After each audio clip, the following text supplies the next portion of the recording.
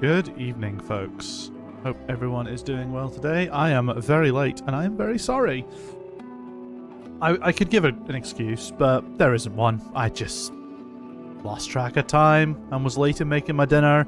Tuesdays are a bit busy because I go from work straight to swimming, and then I come home and I have, like, theoretically an hour and change to make dinner and have dinner before stream. And somehow an hour and change turned into 30 minutes. Which is, yeah, not ideal. But, you know, it is what it is. But yeah, we're back playing more Black Myth Wukong tonight. And it's a double bill this week, assuming I can stick with the schedule. I just noticed that Blasphemous popped up on both left and right there. It's always a risk that it'll happen, because I think it just completely randomizes the two. I still haven't decided if there's a better way to do that. There probably is, to be honest. But I don't know what it is.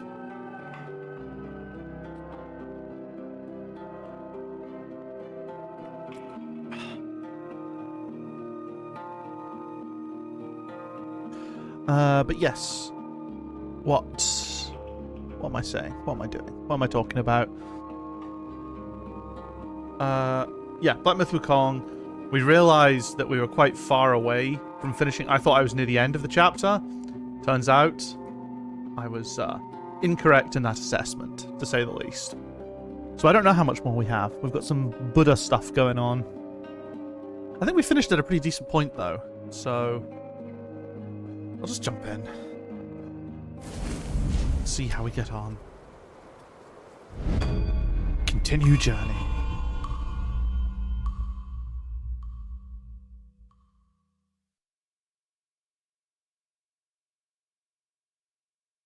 Yeah, we're on chapter... Are we on chapter 3 or chapter 4? I think we're on chapter 3. Right?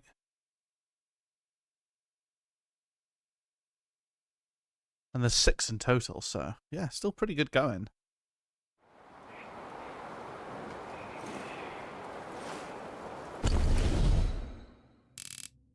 Yeah, we're on chapter 3. Yes, so we've made it here. We've kind of explored everything in the area thus far. And we're just traveling, we're just carrying onwards into, like, the next... I can't imagine we're far off the chapter, though. It's been fairly significant. Oh, is it boss time? Or mini-boss time?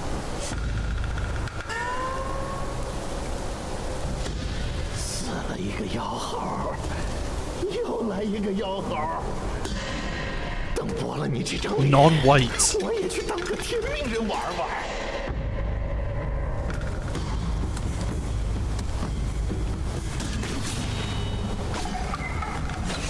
Can you call a character that?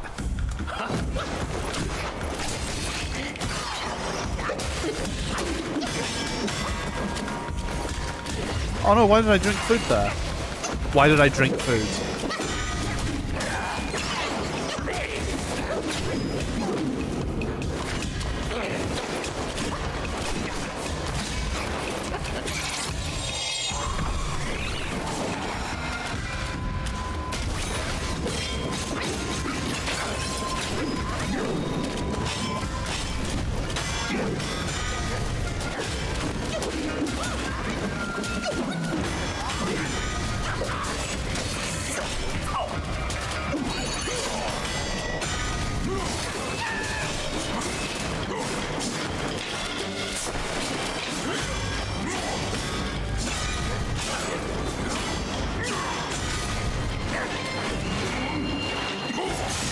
Big one.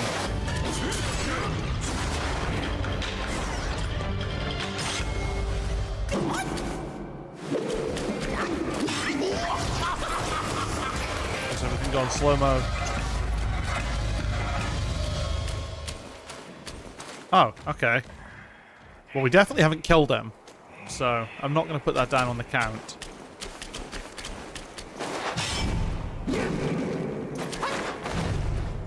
That's a tough one to call, to be honest, but I don't think that counts. The boss did not die. We didn't even deplete his life bar, so...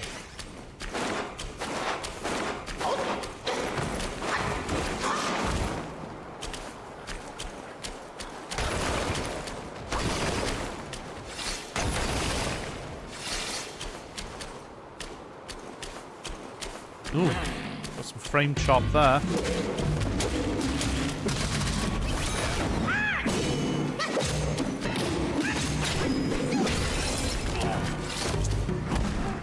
Rough times.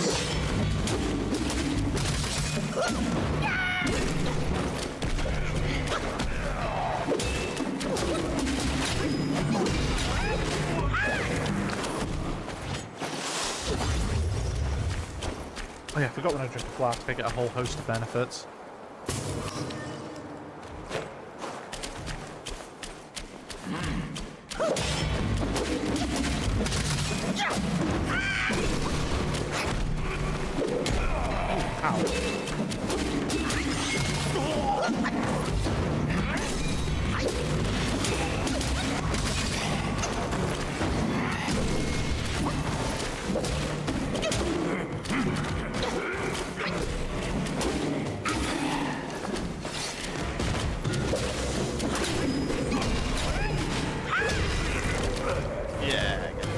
I do love that follow-up attack, it's very good.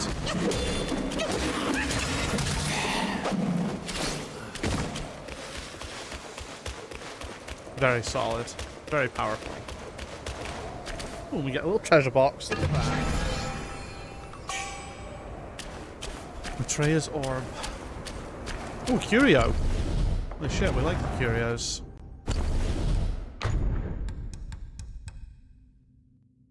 Slightly increase. Oh, that's the one we want. Moderately increases defense.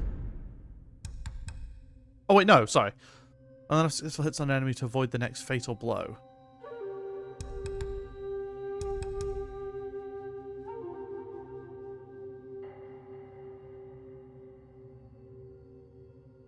Be interested to see what that's like. We'll give that a go. I was totally misreading. We already have the crit one from the cat's IV, so our crit's gone down 3%, which is, you know, rough, but I'm sure we can manage.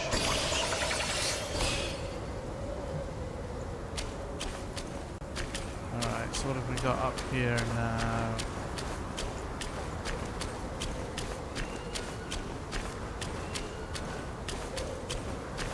Oh yeah, chat. I ordered. I've been playing a lot of Oblivion in my spare time, but I'm now determined to split that up a little bit.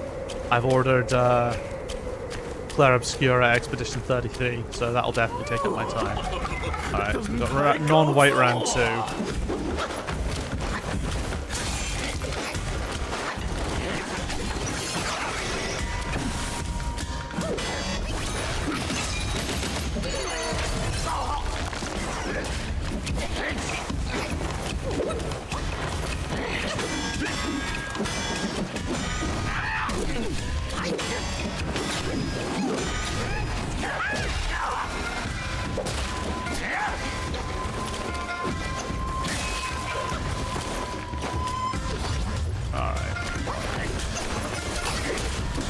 Cappy, hello, hello, hello. How you doing?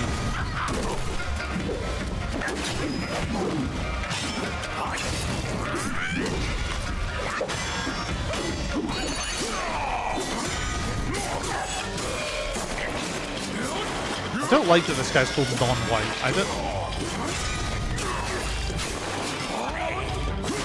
Doesn't sit right with me.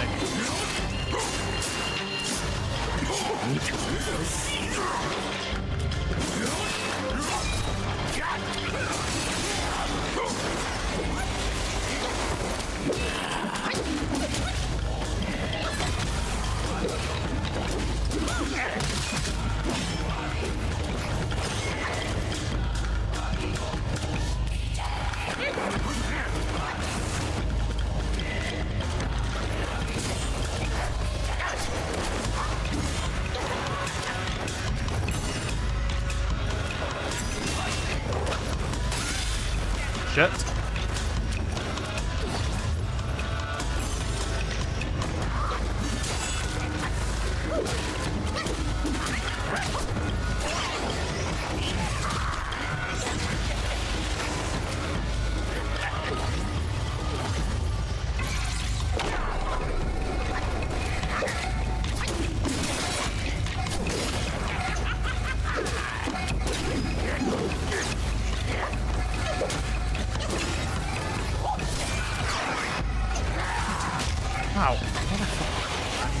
get rid of. I need this healing medicine. Where is it? Equipment, inventory. Where is it? Chilled poison state.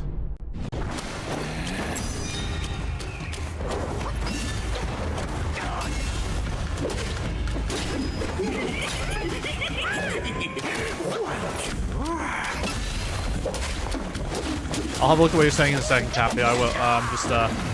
We're in focus mode. I had to defeat Mr. No.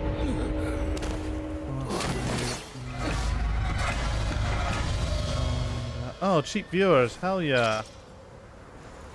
We love cheap viewers.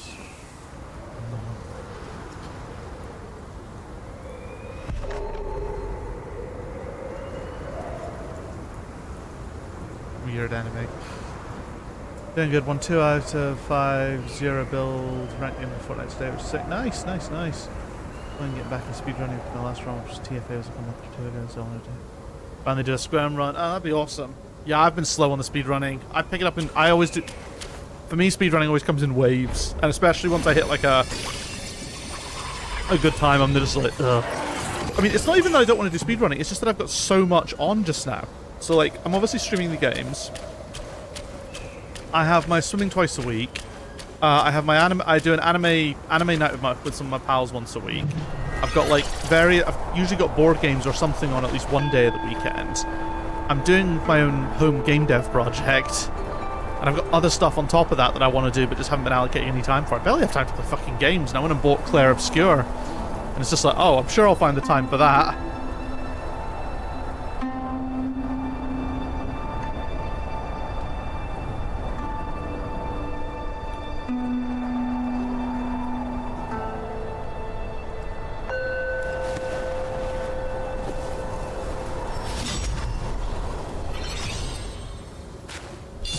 Spark.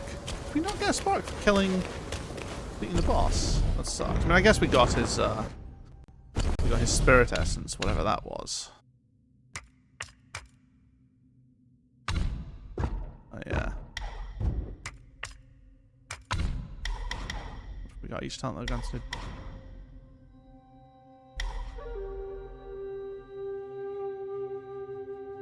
Ooh, interesting.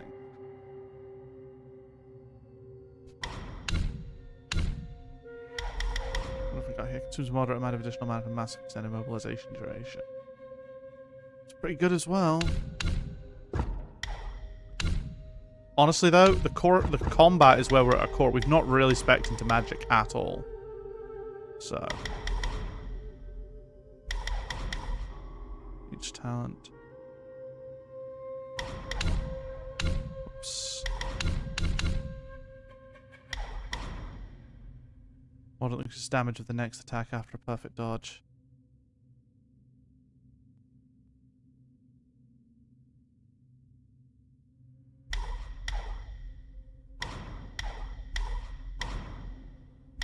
I've not been putting any points into this. Maybe I need to do that.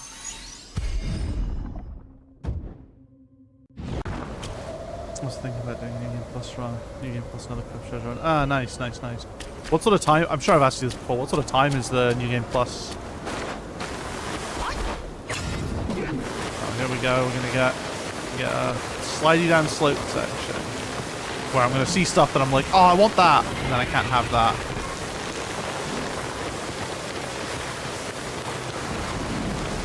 Valley of Ecstasy. It's very funny. I worked on the sliding down slope bit of Lego Force Awakens. The amount of fucking time we spent for that tiny section was horrible. And it's so ghastly. No one likes doing it. And I can tell that they kept it so limited in terms of what you could do in it because it's such a pain in the ass to do. Just like some of the restrictions and behaviors and...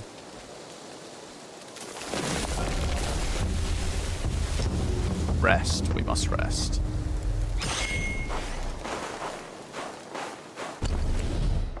Probably do 30 minutes, but pretty difficult. Ah, okay. That's not awful. Okay, we've got 2 paths before us.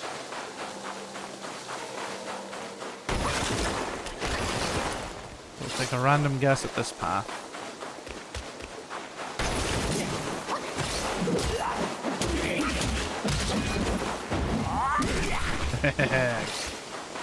Fuck that dodge.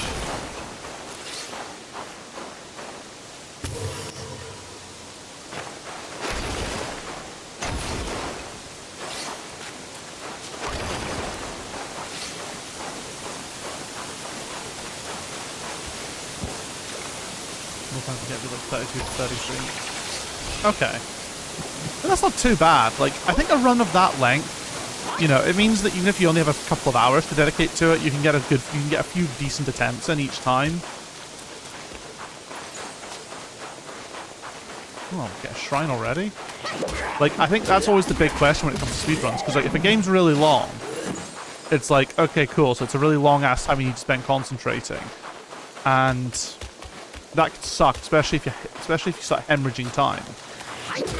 But if a game's really, really short, then I think you're just at the risk of just going a bit insane trying to do it over and over again because the micro optimizations become more and more horrendous. I guess like an example would be the Squirm Surprise Party Run, which is less than 2 minutes long. I say less than 2 minutes, it's less than 90 seconds in length. But it is fucking heinous. And then, you know, if you want to look at real, you know, bigger speedruns, you've got shit like, you know, Super Mario Brothers, which is like, what, sub 5 minutes? We're saying on the game dev memories that the slope section used to be so much polygons or something. Yeah. So, wow, you remember this stuff a lot. So yeah, that was the big issue. I was asked, okay, we want you to take the section, and it's like, okay, cool, just take what we had in Lego Movie, but we're gonna add some slopes to it. And I'm like, okay, cool. Had a look at Lego Movie. What's Lego Movie? Oh, it's just one huge plane because there's no variation in the terrain. It's just one massive polygon, basically. One massive, you know, 4-point polygon. It was super simple stuff. And then we wanted all this really complex sort of surface-based sort of curving and leaning and all that kind of stuff, and all for this one section that we'll use literally in one place. And it was like, we have to have it. I'd spent far too long on that. 且留步听我诉说，我本是山中修炼的狐妖，一心想成人。 Paid attention. Oh, I appreciate it. 谁料那日出门觅食， Yeah, the Lego Movie one, 中 which 了 I 猎 tried to 户埋 copy 下的 was... 陷阱。 I think I tried to copy it for ages. 先以书生前来将我救下。 And then I think I had a fucking meltdown one day and just ripped out 70% of it, 心中却满 apart 是 from the 感 absolute 激。 basic, and then just was like, all right, let's do this from 原想 basically 待 from 身体康 scratch. 健，便助他求取功名，以报救命之恩。没成想，那书生南柯一梦，我苦苦寻觅，才知他遁入空门。 But it took 就在小 multiple 雷音 weeks 寺中 to do.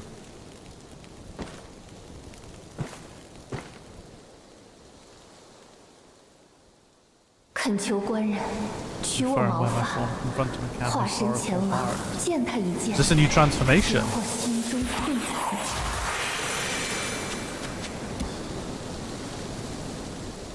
我知他 Of a 藏在 sort. 寺中偏 Special 殿， items. 有劳官人。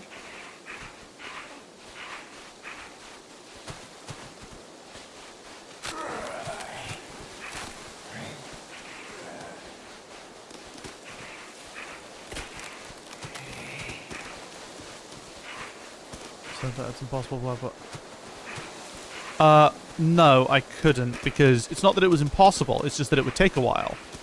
Because we did it, you know, it was just going to be a pain in the ass. And this was like my first project and my first job, so you don't have a lot of say as a junior. I relayed this to my team, to my lead, and he accepted that, and he understood that, and he just basically told them, yep, you can have it, but you'll lose a lot of time allocation to it, and they felt it was worth it to get the shot. Oh, good lord.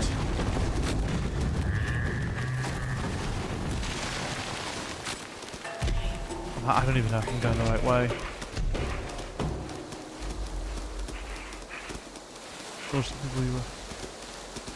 Well, no, because, I mean, I wouldn't have been able to bullshit my lead.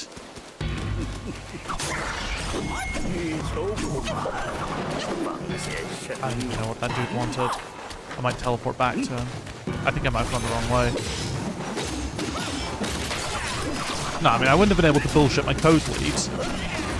And, you know, what benefit would have, you know, as I said, it wasn't impossible. It was just annoying. And, you know, we don't You know, we don't not do something because it's annoying and difficult, but we have to make people aware that it's annoying, that it's difficult, and that they will lose, that they may not get other things as a result, and you let them make that decision. You know, you let them know the cost and the issues. And I don't think they were completely 100% happy with it. They were like, oh man, there's this and that. And I'm like, well, yeah, we told you that would happen. You wanted it anyway.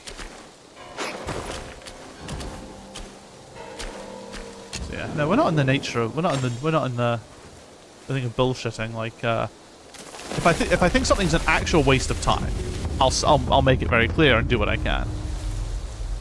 I can't remember. I think it was just like, it didn't feel as smooth as they wanted it to. And it's like, well, yeah, it was written by a junior based on some dodgy stuff and, you know, with very limited support for what we had. Like, I thought it ended up, compared to how it was even like a week prior to that, I thought it was great, but it did have a lot of bugs that we had to sort of deal with as well. I remember it being pretty buggy, just like, you know, if you go over here to the edge here, then it doesn't work then, you know, you'll get problems X, Y, and Z, and it's like, okay, cool, so just, may I make a suggestion that you just don't do that?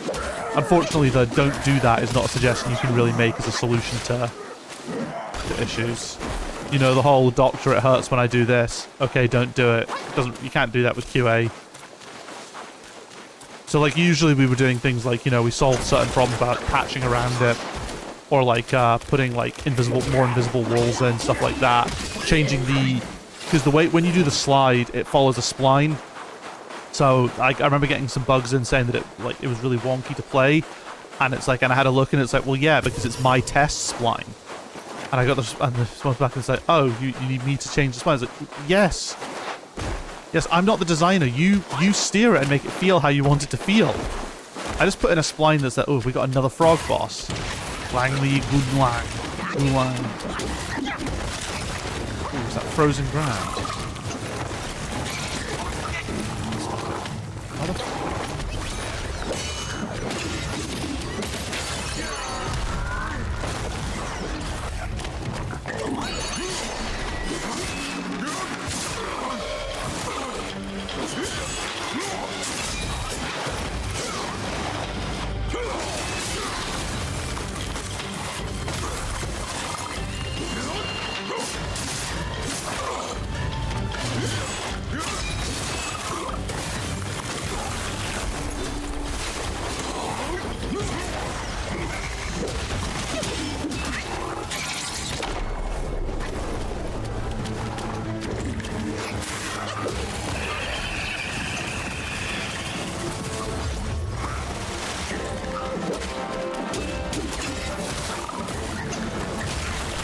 Ow. Oh, double ow.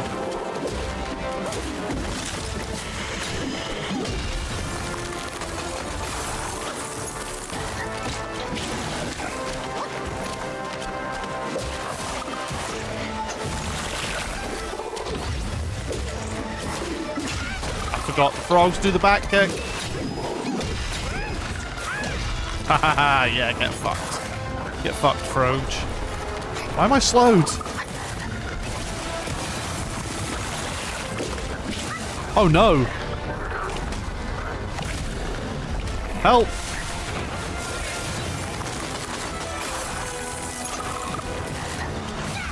No! Oh, I fucking had that as well.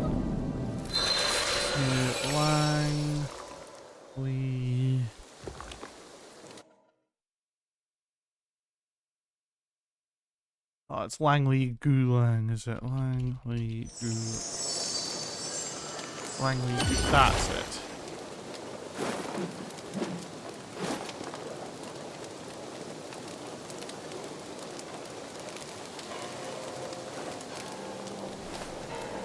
Unbelievable. See, this does not cut as much of the stud rings. Yeah, I mean, like, I didn't think it was that bad either. Wasn't perfect, you know, not very few things are, but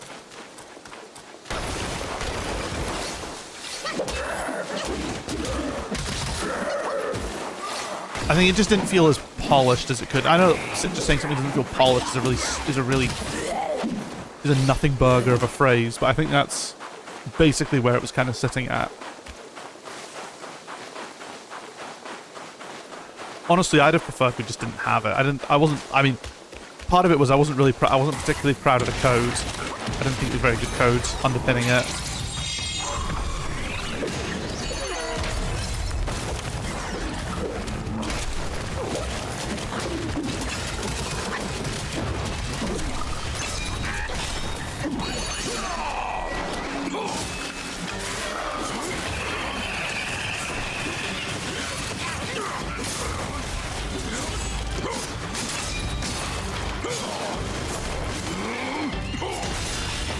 Oh.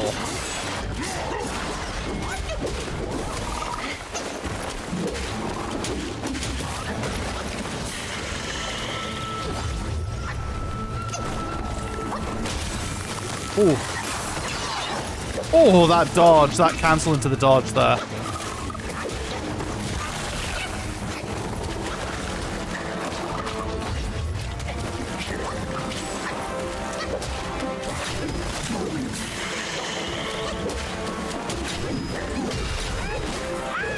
Adpol materials. Boom, boss beaten. And who says video games are difficult? I've got a few entries to read now in the journal.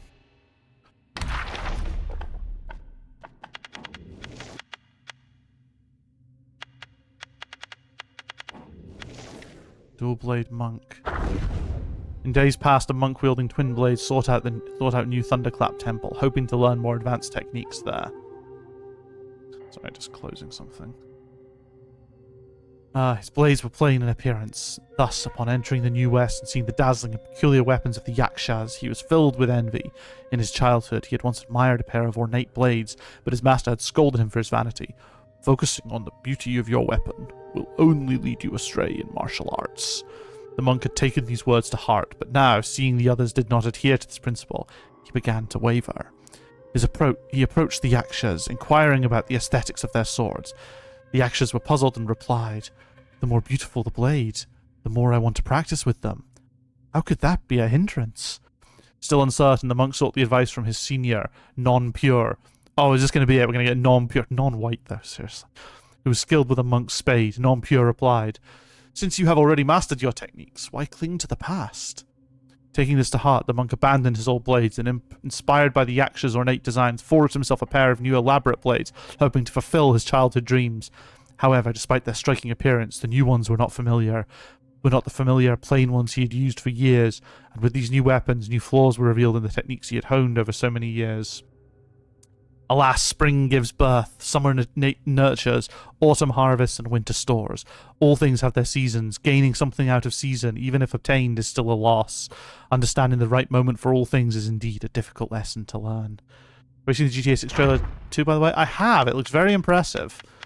I've got some pals who work at Rockstar, and I'm very happy for them that they managed that the trailer did not get leaked. It's always nice when that happens, right? Langley Gulang. These portraits are great. Picking up from where we left off, that Taoist who had fled in disgrace spent several years in secluded meditation in the mountains, mastering the Five Thunder technique until he could wield it with perfect ease. Confident in his abilities, he set out once more. During his journey, he captured a small electric tadpole and confined it within his gourd. As he passed through the snowy mountains, the tadpole began to stir restlessly inside the gourd, signaling the presence of a frog guy nearby. Following the signs, he arrived at a deep icy pool in the valley, and indeed found a giant frog covered in frost and lying dormant on the shore. By the shore. Without hesitation, the Taoist unleashed a thunderbolt at the frog, expecting it to be struck down instantly. To his surprise, the frog leapt high into the air and dodged the attack. Unperturbed, the Taoist cast another thunderbolt, but the frog evaded it again, hopping closer with each leap. Learned from the past, the Taoist retreated several steps, thinking himself clever. However, to his surprise, the frog stood on its hind legs, puffed out its chest, lunged forward, and knocked the Taoist off balance with its large belly. As he prepared to strike back, the frog opened its mouth and blew a gust of icy wind, freezing him in place. Just as the frog was about to devour him, a group of monks appeared from the other side of the pool. Seeing the Taoist frozen there, they drove the frog guy away, narrowly saving his life. At this point, you have friends everywhere. I mean, it's a small industry.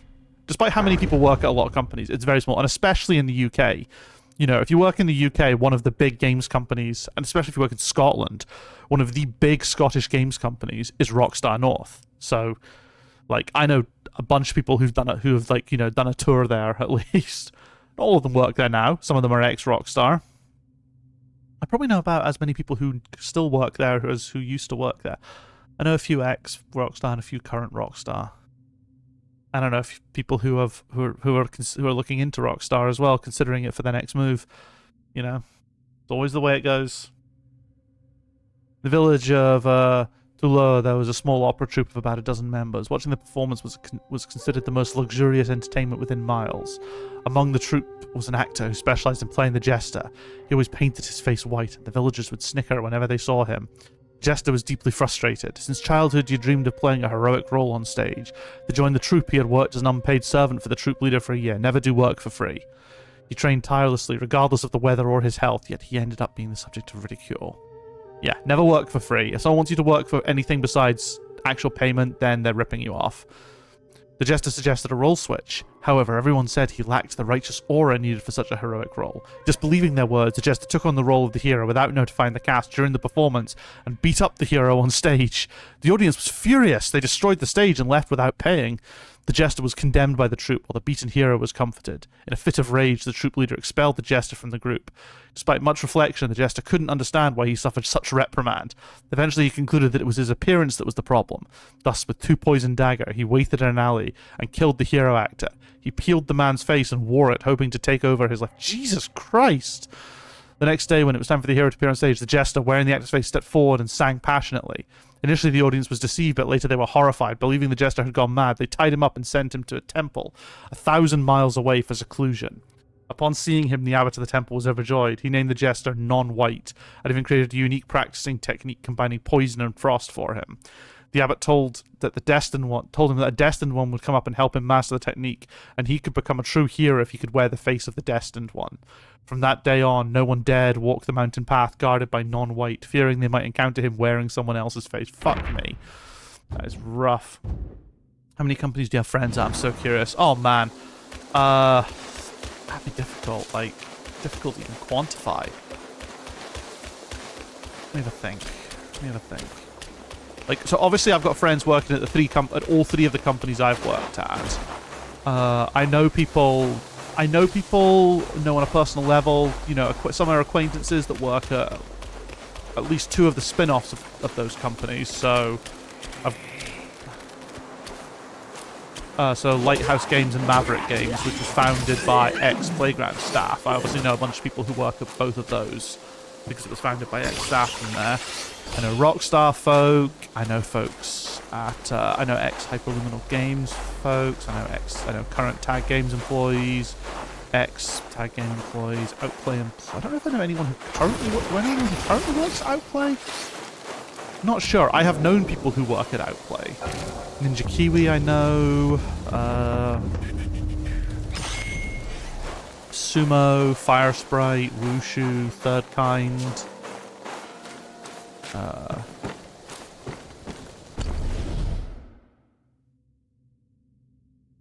Those are just some that spring to mind immediately. I think I have an alternative way I can go now if I hang a left again. I think I can hang a left and then go right.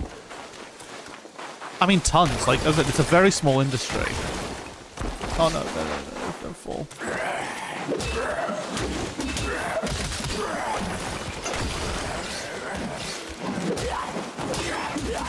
Like, I obviously keep up with... I don't necessarily keep up and chat with them, but I use LinkedIn effectively to learn where folks I've worked with before are at. So I'm always very interested. It is always very nice. It's always very interesting, very nice to see, like, anytime someone updates and it's like, oh, just started a new job at company X. It's just like, oh, that's awesome.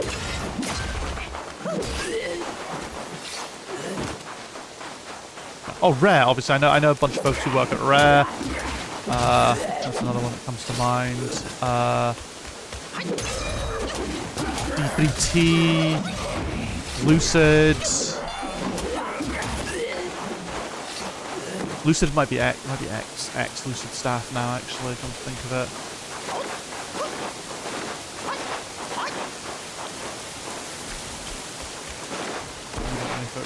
do hate that studio and the worst things ever. I refuse to ever play their games. Oh yeah, no, that'd be awkward. I mean, I still have my inside sources at TT. Not as many as I used to. My main office gossip has left, so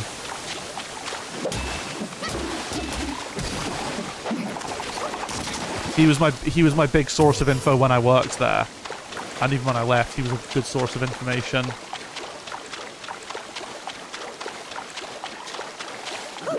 But he doesn't work there anymore.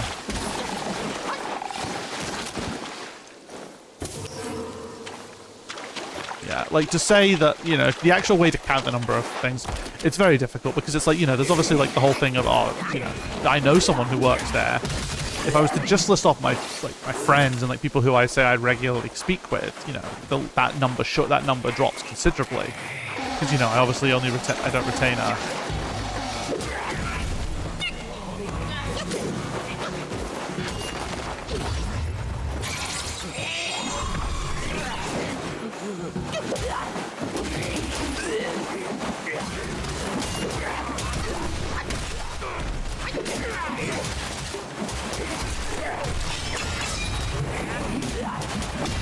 Oh, get in there.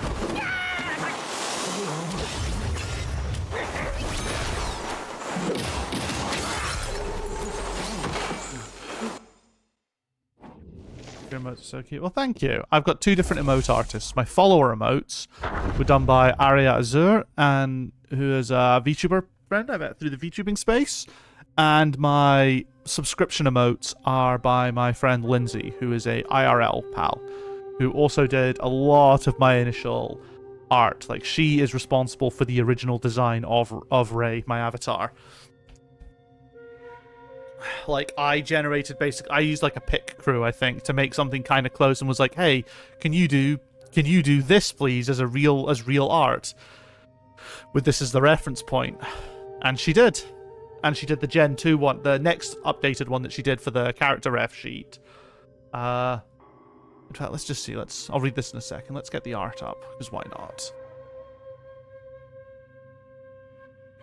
So if I go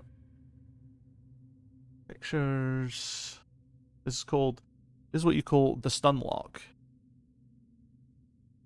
Ray art. Oh, where is it? Is it under? No, it's not under art. It's under ref sheet, I think. It would help if I actually knew how to organize this at all. Do I not have the original pick crew? That can't be right. Why do I not organize anything properly? Sorry, I'm pissing about here. Alright, so this is the one that she made originally. So this is the first Ray. The character from Lego. No, REI. Model. Ref sheet, I guess. Yeah. And then this was the reference sheet that she did, which led to this one. Are these all opening as separate images? They are. Which means I can have that side by side. So yeah, so this the one on the left led into the one on the right. And there's things I like about both of them. I cannot believe I don't have the original pick crew. Oh wait, no, I do. I've literally got... Yeah. Here's the character evolution over the years. The one on the left never actually appeared on stream or anything. I mean, it's not... I mean, I mean, I say it's appeared on stream. I've shown it on stream before. But yeah, the one on the left is... the pick crew that I originally generated and handed it off and said, hey, can I get a purple more like this for the hoodie? Can you change the necklace to be my actual necklace? You can see the similarity. You know, you can see how closely it was captured. We just added a few more details. You know, tweaked the purple a little bit.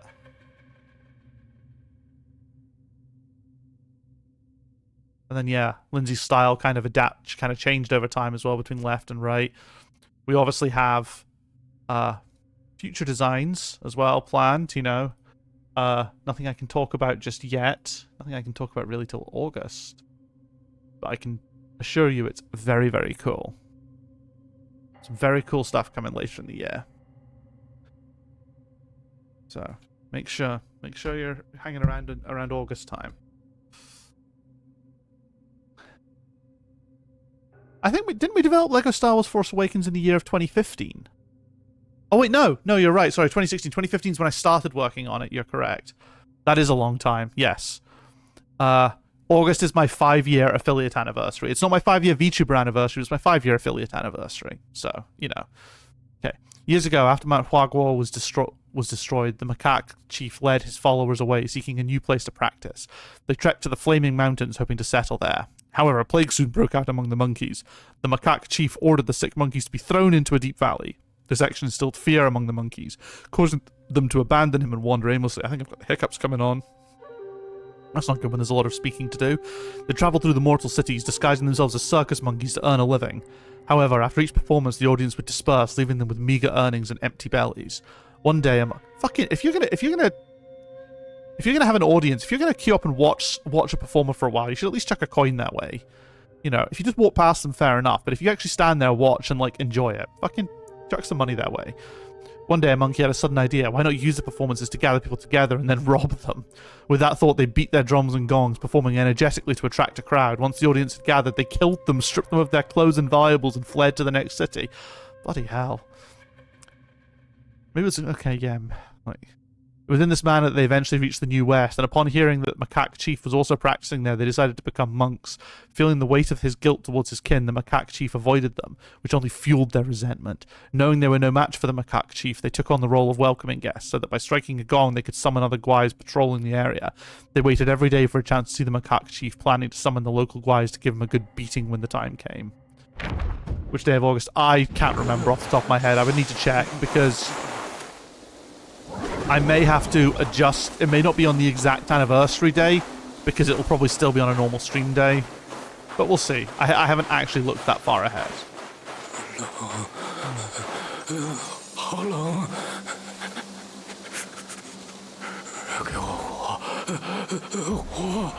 Roberto! I need to move that sound alert. I keep saying I need to move that sound alert, but I need to move it to the bottom left. But we're gonna fucking do it right now.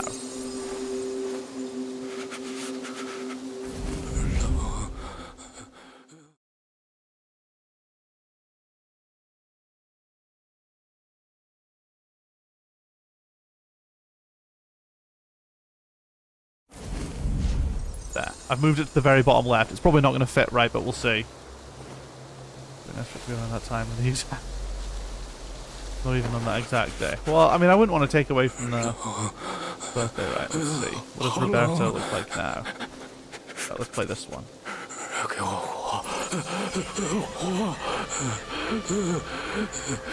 It doesn't look quite right.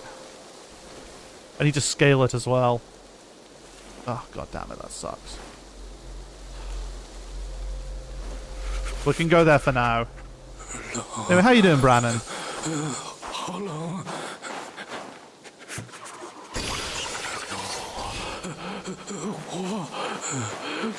How do I give this guy fire? I don't have fire on me.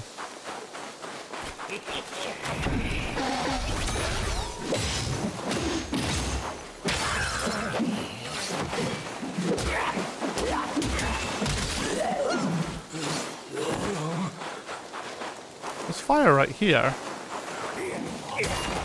Bloody hell. Ow.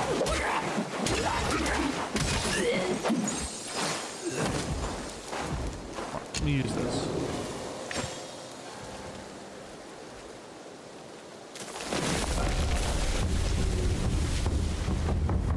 Finish up the Easter event, Phasmophobia. Ah, nice. I know very little about Phasmophobia, so I don't know what an Easter event in Phasmophobia would entail. Wait, there's fire literally over here.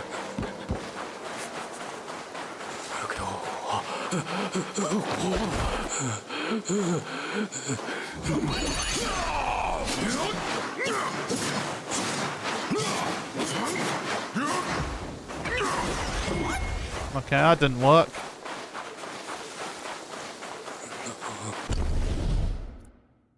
Alright, mate, if you're not going to be helpful and... If you're not going to help me help you, then...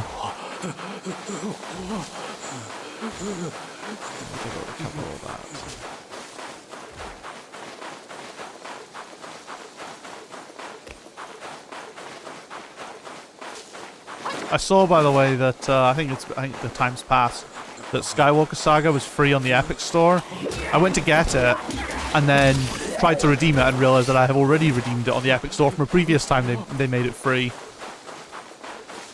Either way, it's really irritating because I bought it brand new on PS5 when it came out. I paid a lot of money for it, and now it's been free twice since then. Don't know how the devs have Diablo 4 murdered my favorite build. I saw you posting about that. You said it was a kind of useless build, but you enjoyed playing it, or it was not usable, but it was a suboptimal build, but you enjoyed playing it.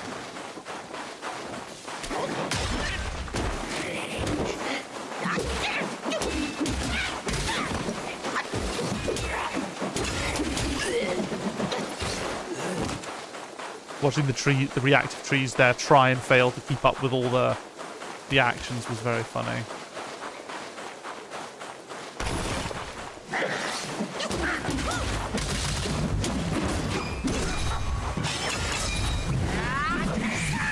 Ooh.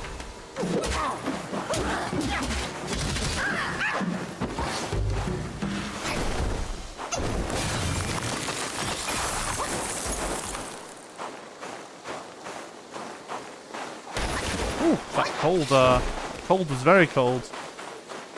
So what was the build, Brandon? Give me the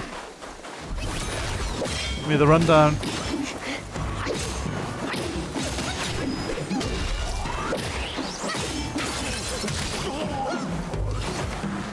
I think I would have broken that if it weren't for the stupid flower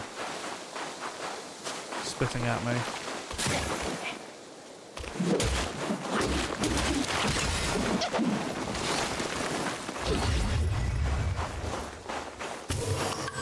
Celestial Pear Seed. We love the Celestial Pear Seeds.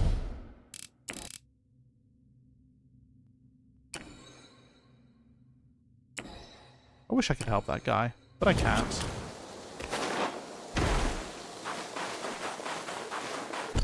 It actually says that there's like a template thing over to the right. But I actually fully checked that out.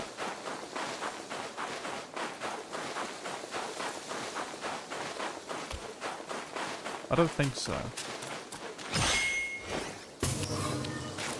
Lots of flowers. We love that. We don't love Big Flower Man, though.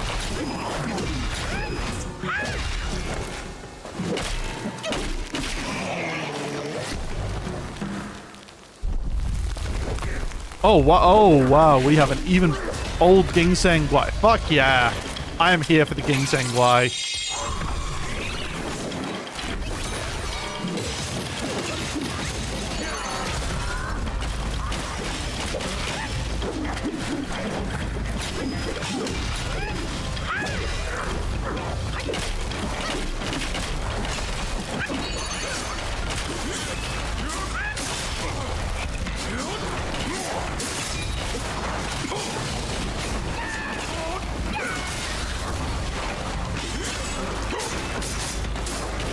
Feel a bit bad for him, he was super easy.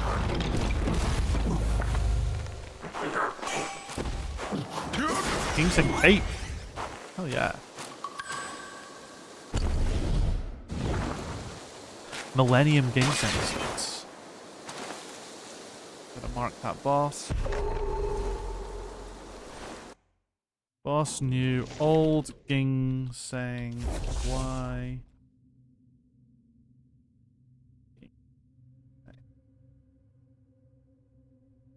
Boss defeat.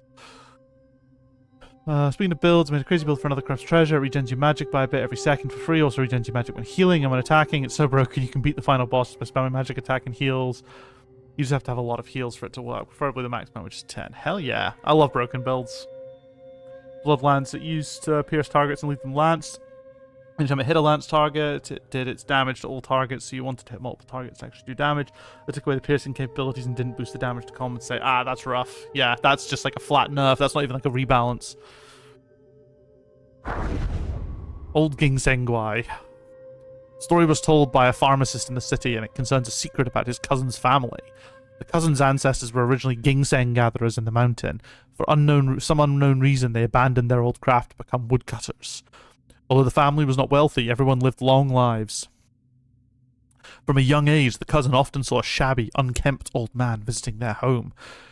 Whenever he came, the family would prepare a lavish meal and fine wine for him to enjoy alone. At the time, the cousin despised the old man, thinking he was a freeloading drunkard who seldom spoke and often caused trouble when drunk. One day, the old man visited again for a drink, while the cousin's great-grandmother fell gravely ill with typhoid fever, seemingly on the brink of death. Upon hearing about her critical condition, the old man went into the courtyard, reached into the ground with both hands, and outcrawled numerous vines. Among the vines grew a small seedling that quickly matured, blossomed, and bore fruit. The old man pulled it out, revealing a millennium ginseng. After the great-grandmother drank the ginseng soup, she miraculously recovered and remains healthy to this day. It was on that day that the cousin seemed to come to realization and began to treat the old man with great respect, as if he were a member of the family. The cousin once invited the pharmacist to move to the mountains and live with him, but the pharmacist flatly refused. The pharmacist explains, although your family enjoys longevity, they live on bland meals every day, and life in deep mountains are too lonely, as to prefer to live in the city, hence I cannot go to with you. Just take the story as a fun anecdote. I feel kind of bad for killing him now. He seems to be one of the few things we fought that isn't just some heinous bastard. Oh, we've got the ad break coming up. Great, so we'll close up here and then. Jade Essence. Ooh, a new drink. A legendary drink as well. So yeah, we'll finish up here and then.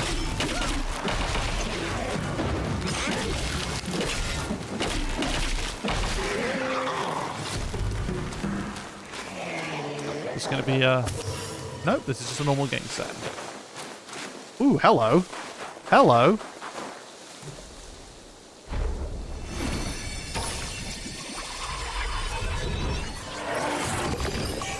Old ginseng guai. Fuck yeah. That's kind of cool. Build is now so bad I don't think I can handle difficulty increase the atomic bar. Ah, that sucks. You know, it does suck when fun is detected.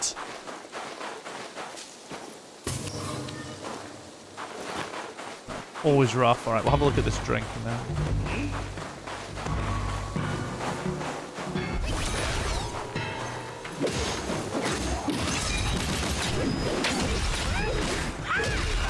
Shit, didn't even break it myself.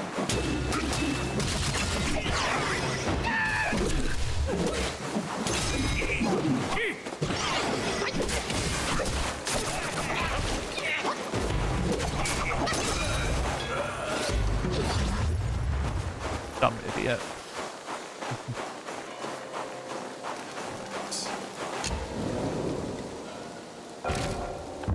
Brew. What have we got now? Oh, lads. Mana recovery. That's something. That's actually significant. But we do lose... We lose a soak, but we get mana recovery. Wasn't even close to being a top performing build either. That sucks to hear.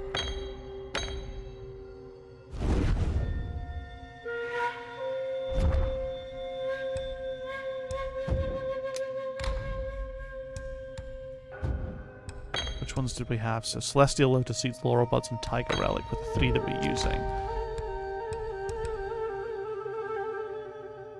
I guess we could always just take that. Oh, that's when at full health. Small amount of health. Critical hit. Damage reduction.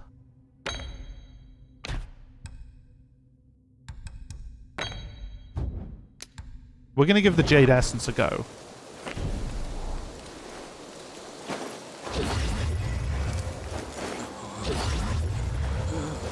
Actually, no, that doesn't restore that much. I'd have to go through an entire thing to get a good spell. Alright, we have seen it in action.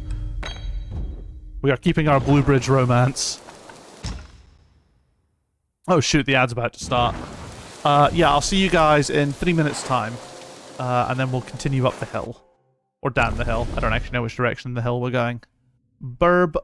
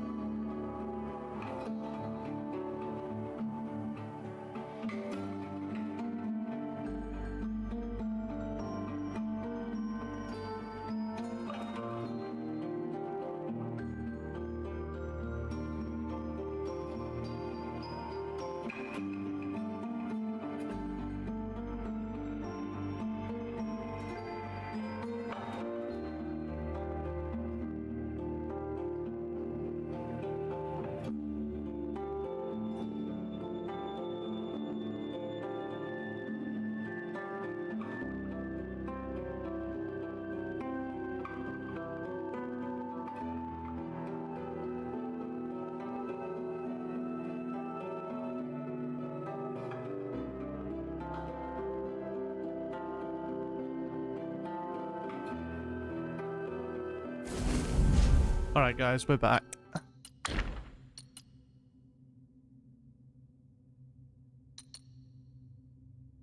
Vengeful Mirage, one Flick Thunderbane. Kinda like the cape. We might fucking swag it for a little bit. Look at this.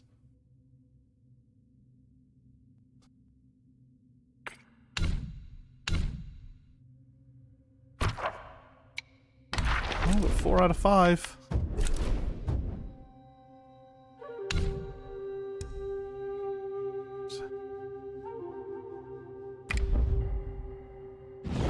Oh shit, what's her final wish?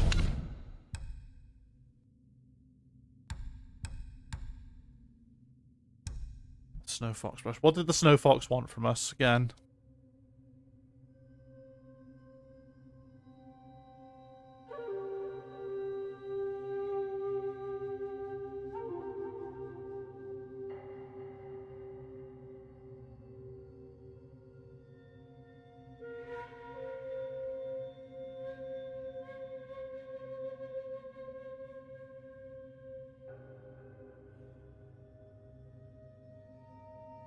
Okay, we just need to get to non-void at the top of the temple and approach non-void as the fox, I think.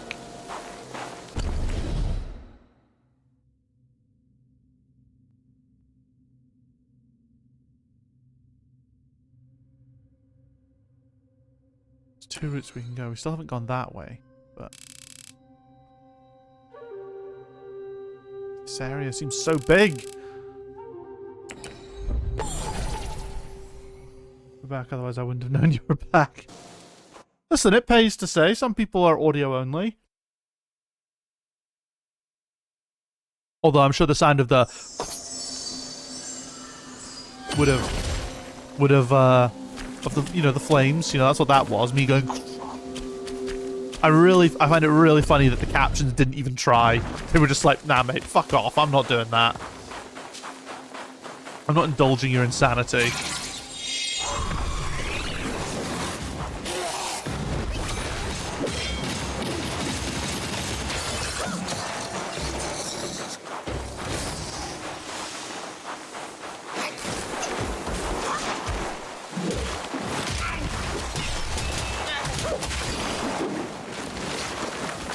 I was kind of hoping the captions would try, though. You know, I thought it would be really funny if they did. Can we take... oh, it's a Gurd spirit. The spirit of Captain Void Illusion. Key items.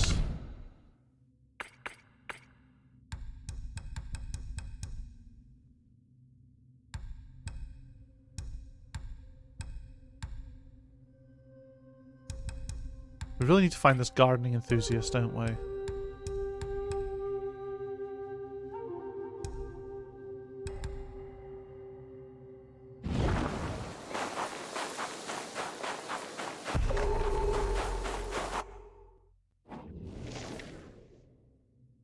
Oh wow, we get a Yaguai portrait despite not even fighting him. With arrogance ablaze, his limbs torn. You boasted of truth 1,000 hands adorn. Yet the void illusion deceived and beguiled. Mourned and lamented, your spirit defiled. With bonds severed, in nirvana you were exiled. In silence and solitude, in tranquility, how painful it was to face death in clarity. Detached from bitterness and pain, blessed your flesh and blood through resentment shall remain. May you cease the debate of falsehood and truth, as the tide rises, cleansing with its mighty sooth. Sooth? Soothe. Truth and soothe do not rhyme. I get it, you're localizing. It's difficult, but fuck me. That is like one of the big things about localization that is so difficult. Like, certain, you know, poetry, anything that relies on certain idiosyncrasies of a language are so vital and so difficult to do. Currently basically almost in the middle of Breaking Bad. I'm on season 3 episode. Oh, Breaking Bad is so good.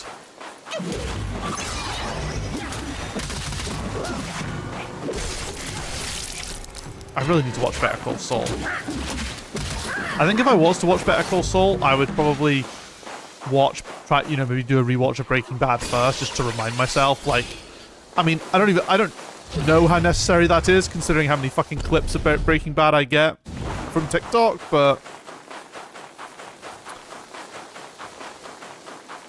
yeah, love Breaking Bad. Very good show.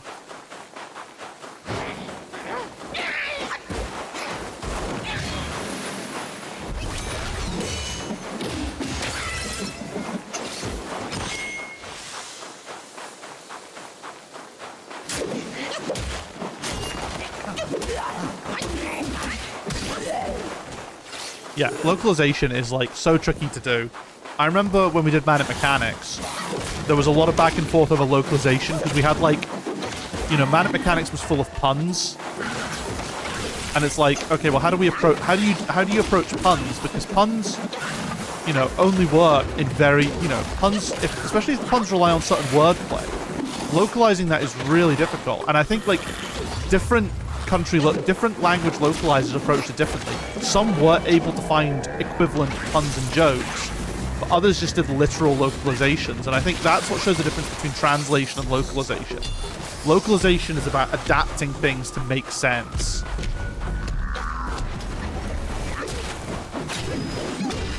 To the audience that you're targeting. So like, when you see people complaining about, I've seen anime discourse complaining about using certain language choices, and I think sometimes it can go a bit too far and be a bit too cringe. Like, I'm pretty sure apparently there was an anime that they localized something to be like, to literally include the word like woke and like other sort of very, very modern Western concepts. And apparently that's not what the original translation was, but I think like an adaptation sometimes can go too far in that sense. Like, when you look at the old Pokemon 4-Kids dubs, where like Brock's talking about how fucking good those jelly donuts are whilst holding up a fucking rice ball, you know, there can be times where it's not well done. But it is a really important skill to translate certain things in a correct manner.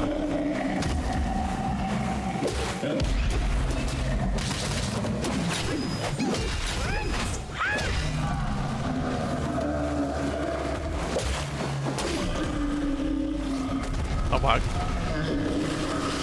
Jesus, mate, put it away.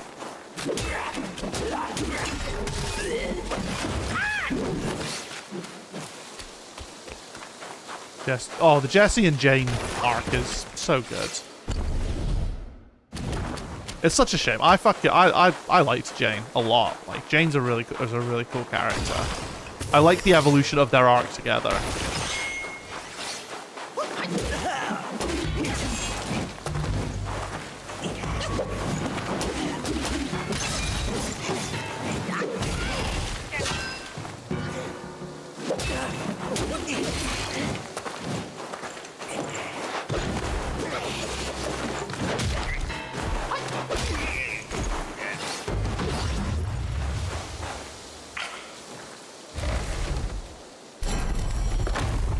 But yeah, localization is an incredibly difficult skill. There is a fine line to balance in terms of literal translation and making things appropriate. Because yeah, some jokes just make...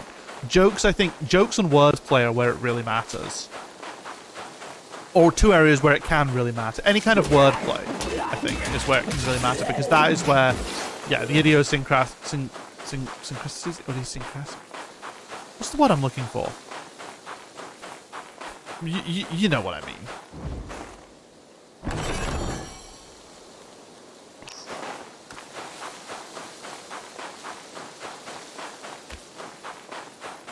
Like, for example, like, let's just say, for example, say in English you had a joke that was like, it's something to do with, I don't know, owning a goose, and you make a play on, like, owning a goose and having a gander. You know, the term to just have a look at something. You know, I'm not making the pun here. You know, I profess to be incredibly unfunny, but in that sense. But, you know, if you could imagine a joke where that wordplay is used. Now, how would you translate that to a language where having a gander isn't a phrase? Like, how would a joke like that... And that's where localization, good localization, shines. Because, yeah, like, you know, translation, literal translation would just either make a joke that, you know, if you're not from that language, if you didn't speak the language of origin, you just read it and go, what the fuck is that? but then you have to try and find like an equivalent where you can, in your own language, work in some kind of interplay between a form of looking at something or checking something out or investigating something, and something to do with a goose. And it's really difficult, but it's where it really shines. Like, I'm pretty sure we got notes back from the translation company on Manic Mechanics, and I'm pretty sure for some of the puns, they came with explanations as to how they'd adapted them, because we had to provide explanations as to what they meant as well. We didn't just provide the puns. We had to be like, okay, in English, this is the interplay of this and this. This is why this is a pun. This is a reference to this. And some of them, they came back and they were like, oh yeah, no, here's like a rough idea of how we have interpreted that and translated that. And we were just like, that's fucking great. I'll never understand the unhinged thought to call those jelly donuts. I understand that they don't want to talk about foods. Literally decided to confuse kids about what a fucking... Yeah, exactly. So, I'm going to say, by the way, Brannon, that I was even more confused living in the UK, right? Because in the UK, we call it jam. Jelly is something different in the UK. Like, so when I saw in American cartoons, kids would eat peanut butter and jelly sandwiches, I was like, what the fuck? My thought was just, what the fuck is wrong with Americans? Because I didn't know that that's what Americans call jam. And it was surreal to me to just see, so whenever anything to do with jelly came up, for the longest time as a kid, I assumed they actually fucking stuffed donuts with jelly. I think like what we call jelly is what you call gelatin.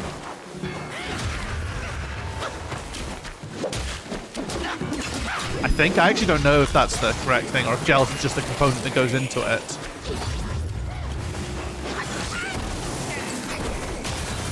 Either way, what we call it is correct, but that's besides the point.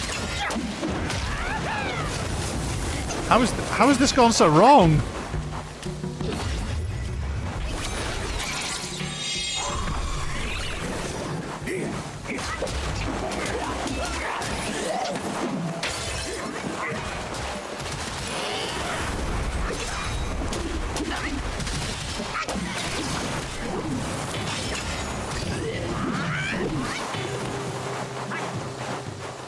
Where the fuck did that guy go? Did he teleport back here? Oh my god, that's right. Yeah, see?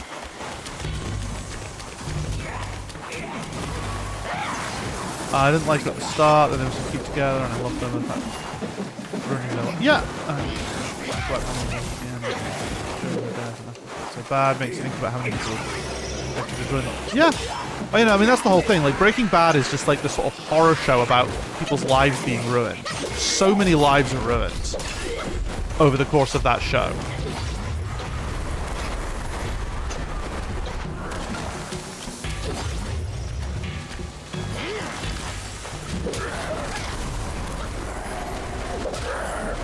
And I mean, the show also is like so great at just showing how, how monsters can become, how men can become monsters. As you've been watching with Walt's evolution.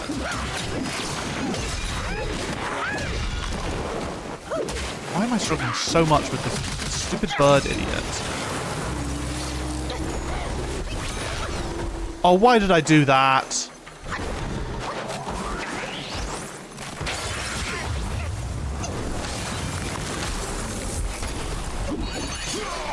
Why is this one bird causing me so much trouble? Is he like a special bird or something?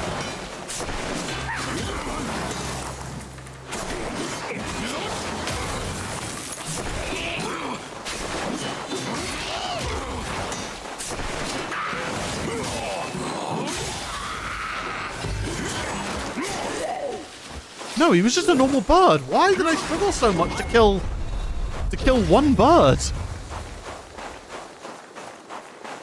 Breaking Bad is great. It's just...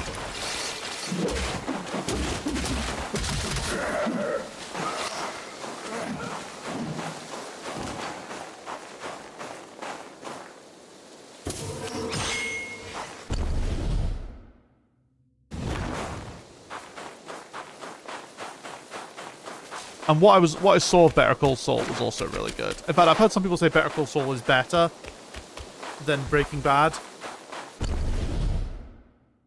That's, for me, I'll believe it when I see it. kind of thing, but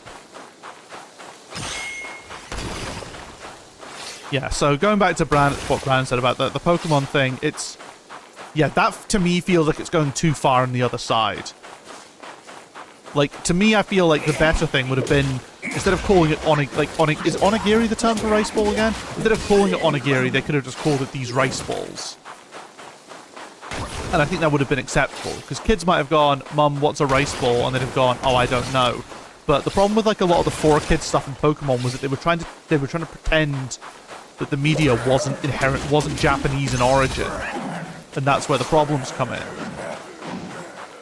And I think that's kind of disrespect. That's when the localization, I think, leans more into like an almost disrespectful angle, when it's trying to like actually deny its origin. Like, Digimon didn't try and get away with that, from what I remember, but I don't think it could have, because Digimon is because part of Digimon is literally set in Japan, in Tokyo.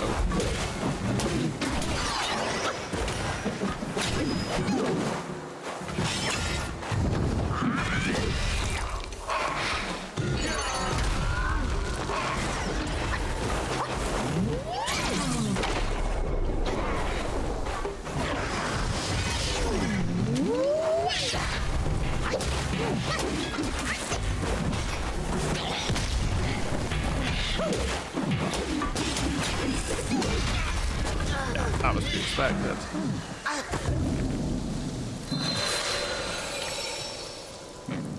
It's not that either. Oh, fair enough. I can't remember. Like, I'd say that, like, you know, we watch, The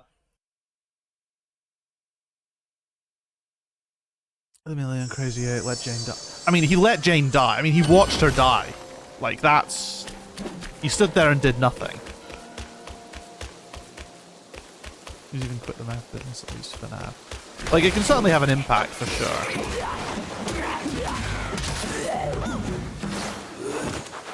Oh, fuck, the bird's back.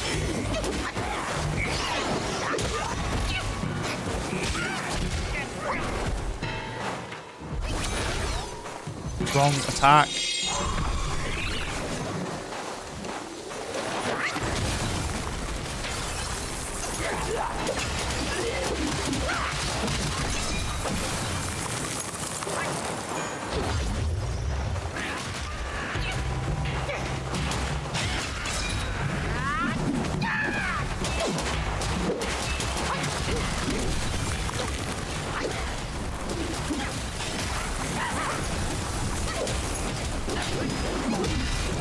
Ice sucks, man. Holy shit. And this is with Frost. I want to point out, this is with Frost resistance.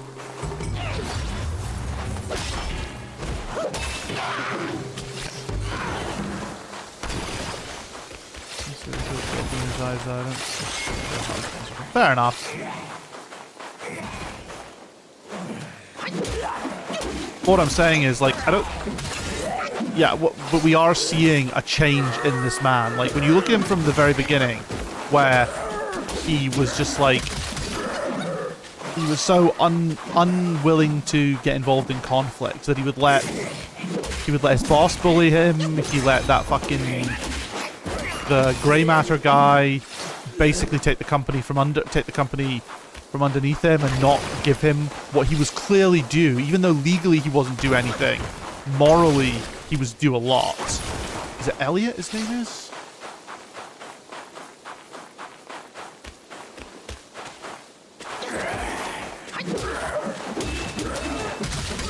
Yeah, so Elliot owes a lot to Walt. Elliot owes his millions to Walt.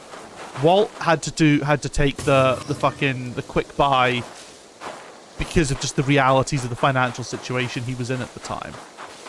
Elliot was under no legal obligation to give Walt anything. But that you know, that it's not about the legal obligation, it's about the ethical obligation to the man who helped.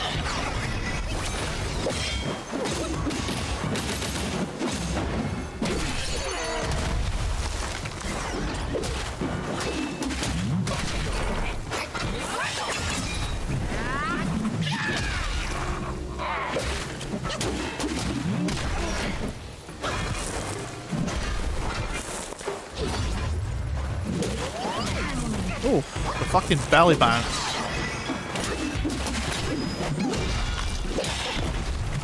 The fuck? He tried to sit on me. That dude's a lesser Yao Guai. Earl talks to Gretchen at the end. He's just like, "Fuck you," in the most evil voice ever.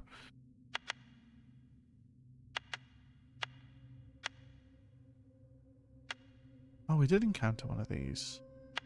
Turtle treasure. Years ago in the village of Chen, a villager went out one day and saw a peculiar man standing by the roadside, holding a rope tied to a white soft-shelled turtle. Passers-by came and went, but no one paid any attention to the strange sight. The villager pretended not to notice and tried to hurry past, but the white turtle at his feet let out a pitiful cry. In his compassion, he argued with the peculiar man and eventually bought the white turtle, releasing it back into the water. That night, the villager had a dream in which the white turtle vomited out a tiny person with blue-purple skin and an ugly face. I often have the same dream. The tiny person ran towards the villager, startling him awake.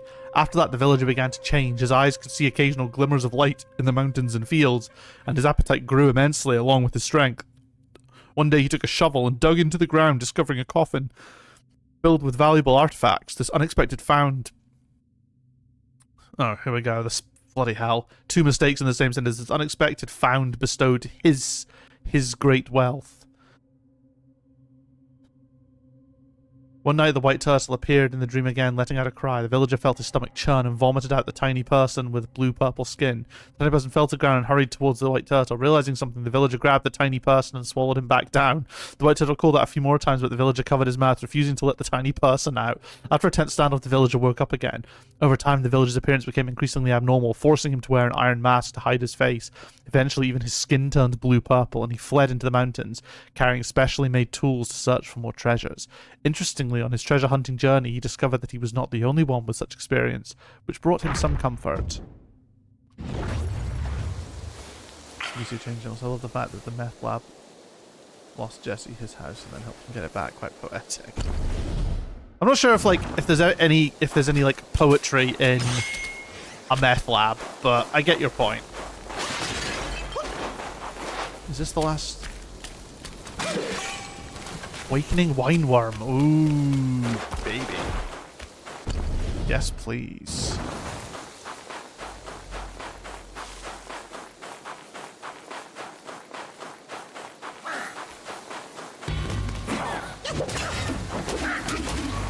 Dumb birds.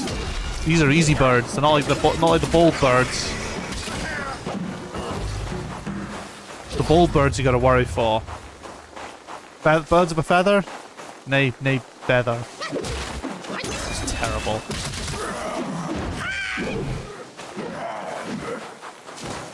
Again, captions didn't even try. They were just like, nah, mate, you're good. You can have that one.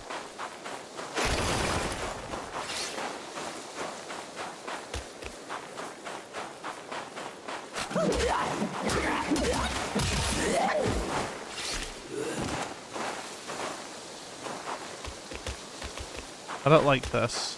There's open space. Oh, absolutely not, you wee bastards. 2 birds!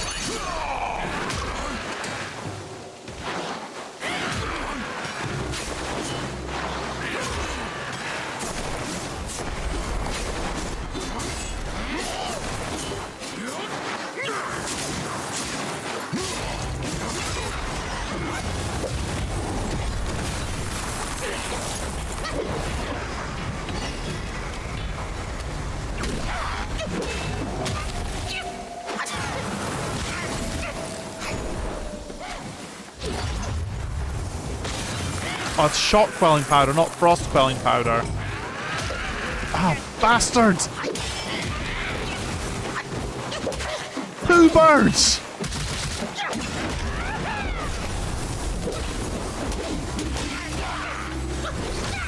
Fucking birds, man!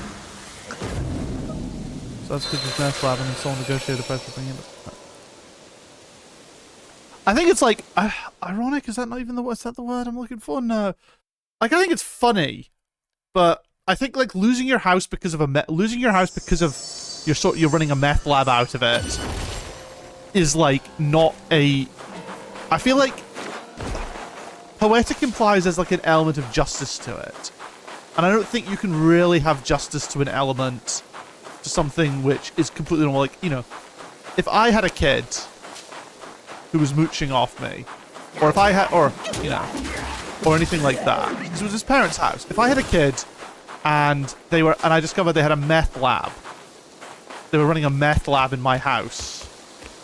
Yeah, fun. It's definitely funny.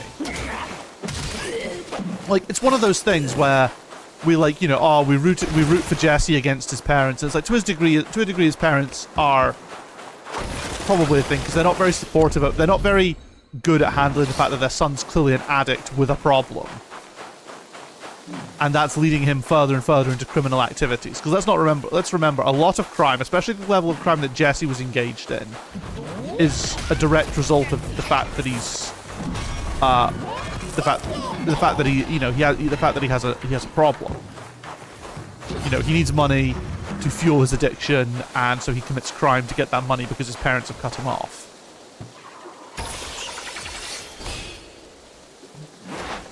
But not allowing someone to run a meth lab in your house is definitely a normal and good thing. It's just, it's easy to kind of, like, a big thing that I found with Breaking Bad that you see, and by the way, I'm not accusing you of this, by the way, this is just a thing that you see a lot in the online discourse for Breaking Bad, is that a lot of people seem to misunderstand the difference between a main character and a good guy. Like, Jesse is not, especially at least at this stage, is not a good guy. He is, like, a villain. A minor villain, to be fair, but, you know, he's a drug dealer and a producer of drugs. And not like fucking, you know, fairly innocuous shit like weed. You know, proper, serious, life-ruining shit. Fuck it, let's go. Minorly increases attack.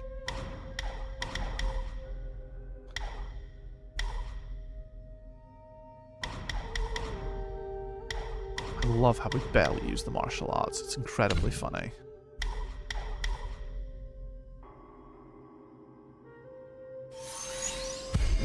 It's not a good guy. It's correct. Most of the characters like, yeah, like that's what I think makes the characters interesting, is moral ambiguity, or even, you know, following the bad guy can be fun.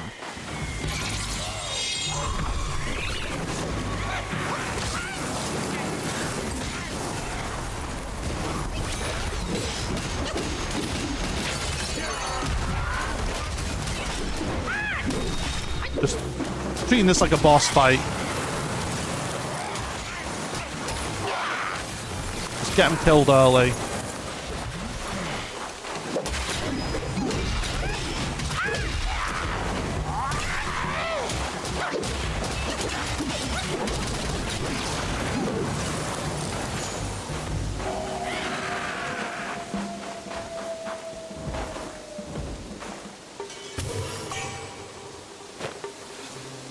Fragrant vines, that was definitely worth, that is worth double bulled birds, because fragrant vines are kind of huge.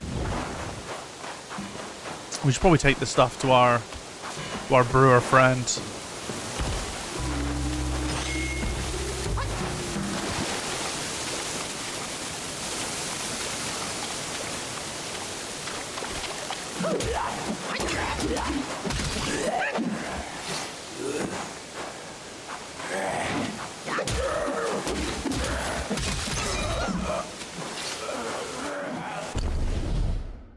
But what I mean is, I think, well, what I was saying is, what I mean is, I think it's easy to think of, like, the good guys triumphing when they literally haven't. When his parents' house, how could you be the bad guy if you made the table for dinner? I mean, yeah, that's very true.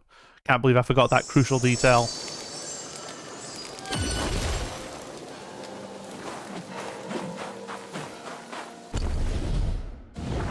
And, like, yeah, it's difficult. I mean, Breaking Bad makes it very difficult because the two sides are meth dealers and the police, you know, so there's no good guys in this, like, at all.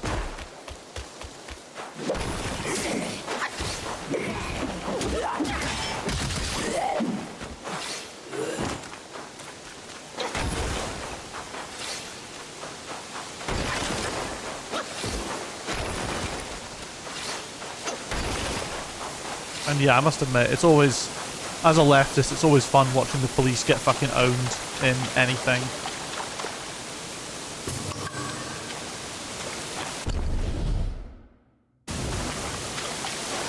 But obviously I wish it was against, like, you know, I don't even know what I'm saying.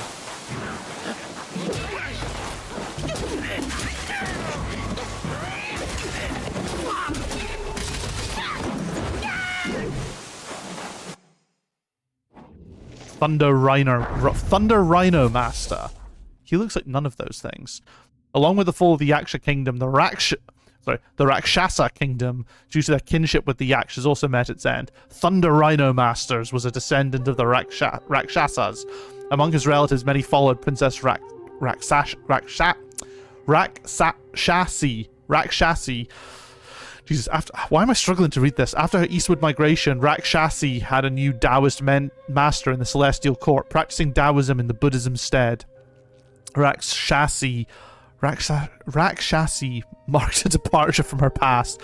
Thunder Rhino Masters, unwilling to accept this change, heard that a bunch of Yakshas was seeking Buddhist teachings in the New West and decided to come here. Unlike Yaksha's free-spirited practice, Thunder Rhino Masters sought an outer disciple, held their masters in high regard and strict adherence to the temple's rules. Reaching the ultimate bliss was not their ultimate goal, it was simply their nature to strive with all their efforts in everything they do, even when guarding the temple. They were relentless. If anyone disturbed the temple's peace, the lightning they summoned would pursue and strike without mercy. Such individuals could sometimes inspire admiration, but they could also be quite troublesome. But these characters are not pure evil and have morals makes it so interesting. I love the episode of Jesse and this little kid. It's like, oh yeah, no, exactly. Like, that is the thing. 3D characters. Like, there is just, like, the most interesting, you know, 3D, you know, three-dimensional characters who are, you know, have positive and negatives. You know, that shit's great. I can't remember. I assume you've met Tuco, right? Tuco's story was in season 1 or 2, right? What's this? Oh, I got a new small amount of defense. Okay.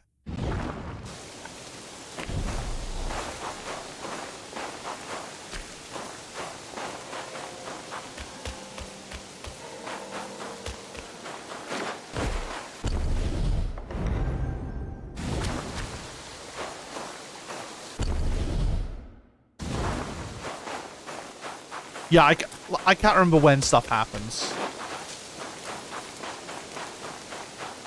So that's why I was asking, because I just couldn't remember which season. I assume that would have been an end of season thing, not a beginning of season thing. Yeah, like even Tuco is complex. Like, you know, he puts huge stock in family, for example. And, you know, I guess minor spoilers, Tuco because Better Call Saul is a prequel, he shows up in it, and we see more of that because his abuela's in it as well. Is that the correct word? Abuela? I'm going to see that, you know. Tuco is an unhinged, morally degenerate monster, but he still has just those little extra bits that make him interesting. The fact that from a viewer's point of view he's incredibly funny also kind of helps, but that's purely a viewer perspective things and what we find funny about it. But you know, the fact that he's completely unhinged, but also does have, like, you know, certain things that are important to him is very interesting. This feels like a boss. Non-able. Fucking hell, some of these... Boss, new... I don't think you can call bosses this. Non-white and non-able. I know it's a translation thing, I'm kind of memeing, but it's actually kind of wild.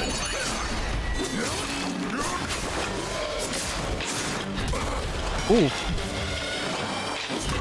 Fucking hell, those are sticks, man.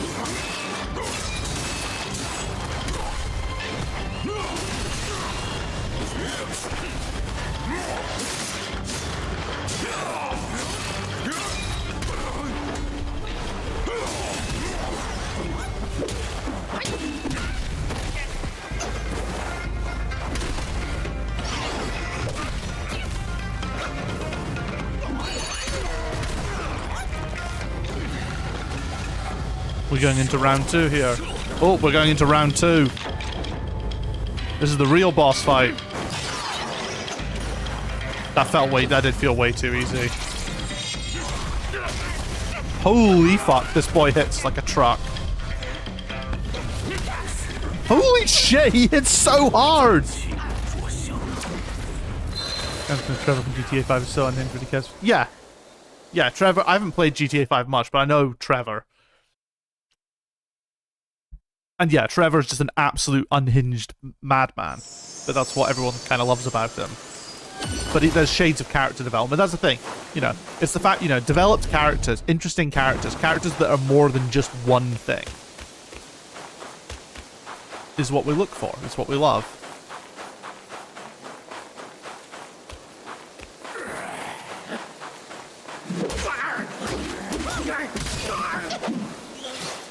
Alright, we are not going to use any power-ups to fight Phase 1 of non-able, because we need to save everything for Phase 2, where he's going to hit like an absolute fucking truck.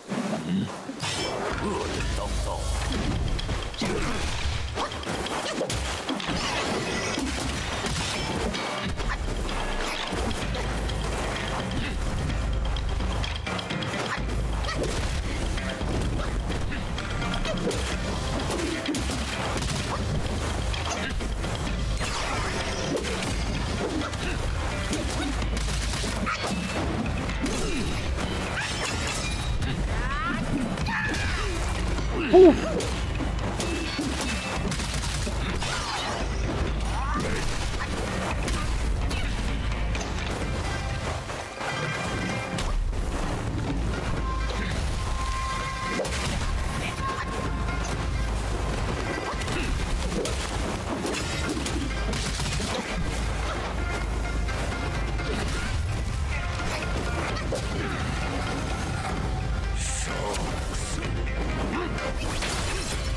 What the fuck? He broke through it!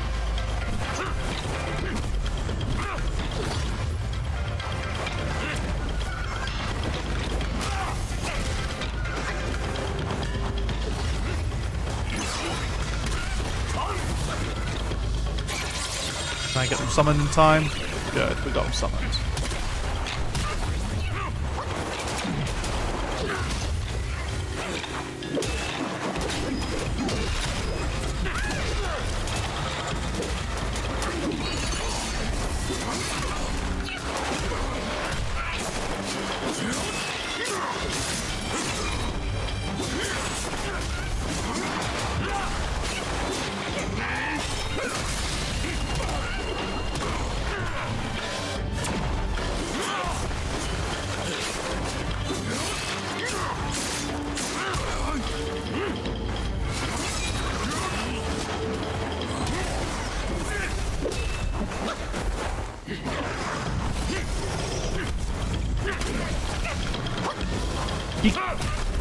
What the? This guy is actually insane, guys. Holy shit.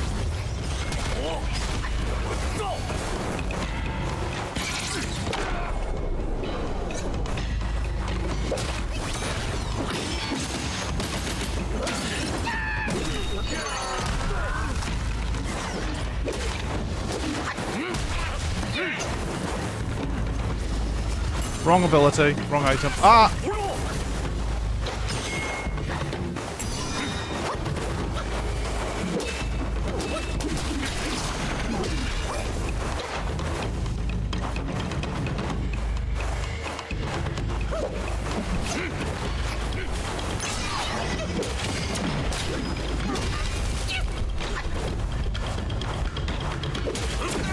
No!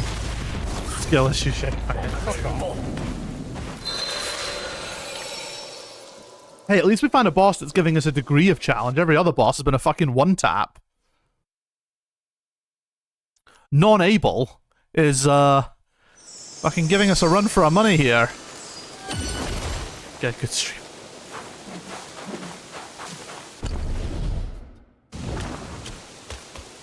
Can't believe it. Getting fucking roasted. Roasted by chat. What has this world come to? I thought I cultivated a nice, friendly audience.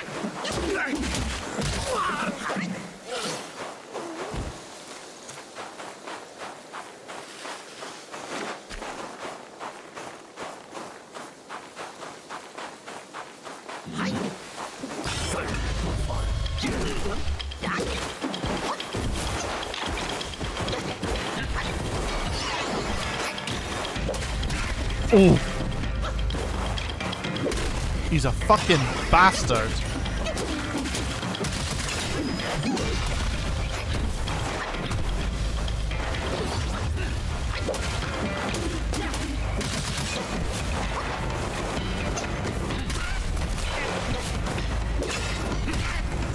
Holy shit, man.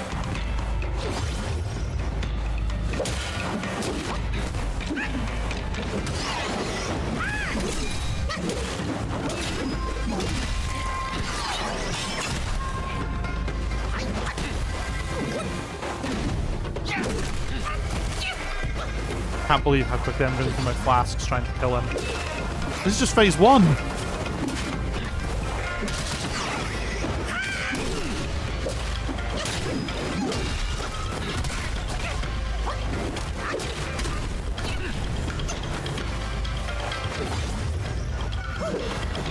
I think in terms of raw aura, this guy's absolutely fucking giving it.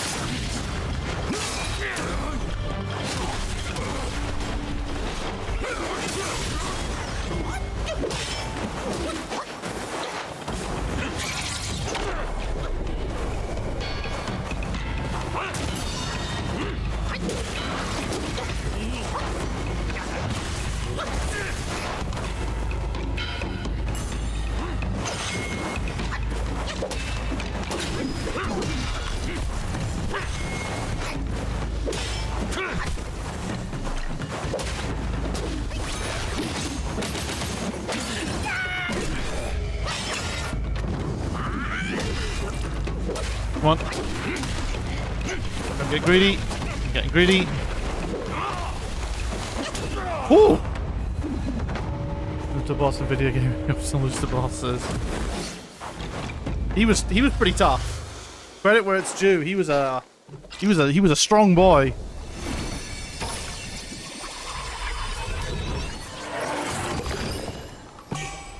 Non-able spirits.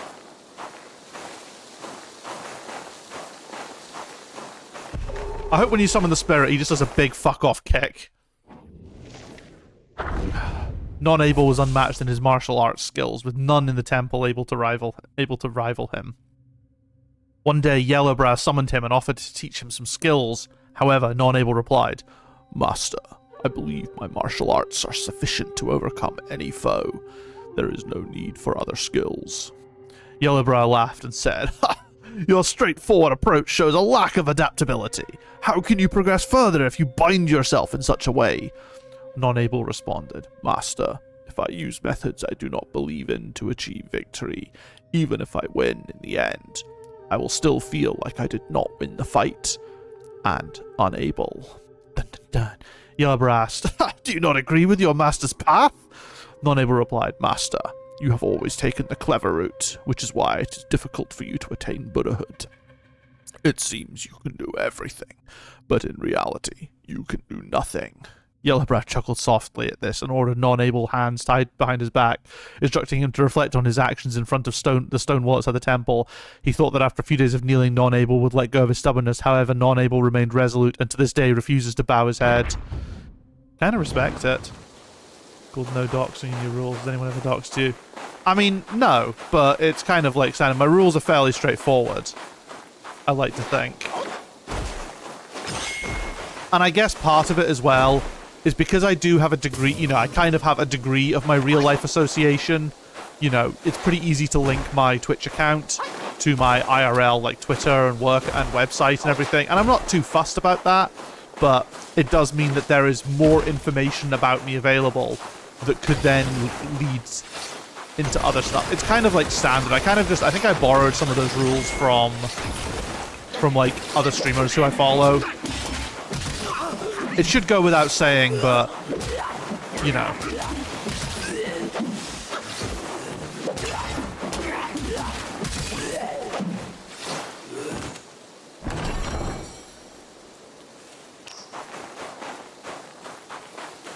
I think it's to make it very clear as well what kind of audience I want to cultivate. Like, I did actually used to have a rule in there that said no conservatives, but I actually kind of enjoy arguing with them, so that's why I took that rule out. But, you know, in principle, this stream staunchly and frankly rejects conservatism, and the only reason we would invite it in for discussion is to laugh at it, not to seriously entertain it.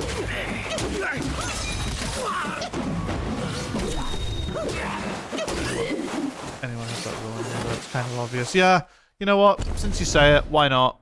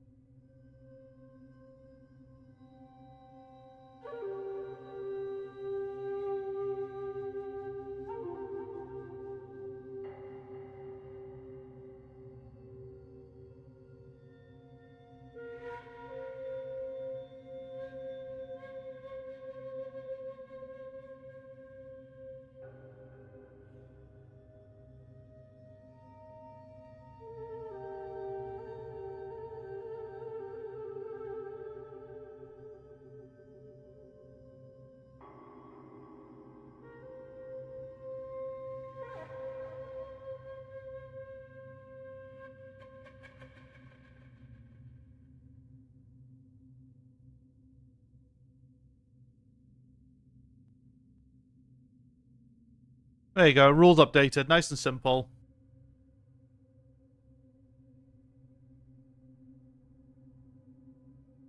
Why the fuck why does it say I need to configure my gaming profile? Rank 1 Global should already be configured.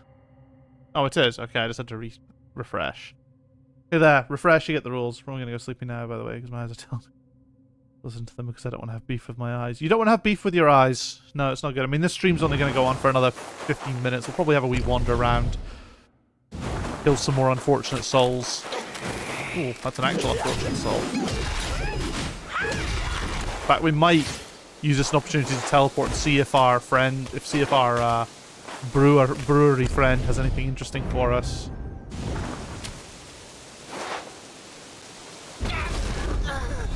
That's not good. Some people are stupid. Yeah, I guess.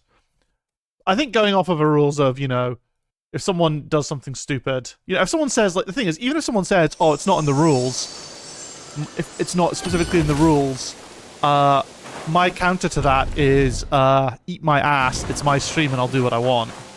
That's my, like, counter, and I think it's a good counter, actually. I think it kind of shuts down any kind of...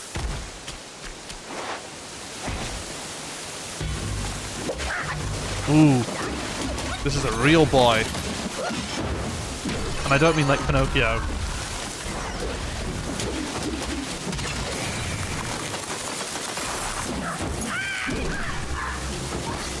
But yeah, the whole fuck you, it's my stream thing is a pretty solid reason to do anything.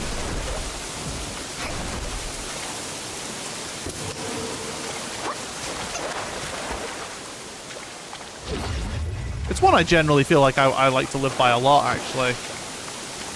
So yeah, the rules are kind of there as like a play nice children kind of thing, but, you know, I'll always invite a contentious discussion at least once, let's put it that way. And then depending on how it goes, depends on how I consider that moving forward. It's again the reason why I'm not saying no conservatism, because I think it's very funny to argue with conservatives. Like, I'm not a fucking debate bro or something, but at the end of the day, you know, running the stream, it's fine, because I have all the power.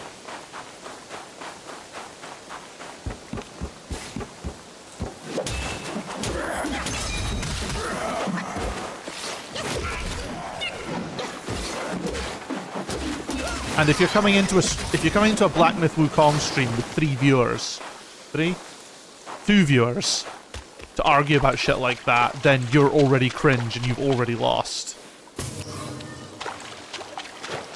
We were up at 6 at one point, and then I mentioned no conservatives. Clearly that was it. I mentioned politics, and the lurkers were like, "I'm not having that." The risk we play in life.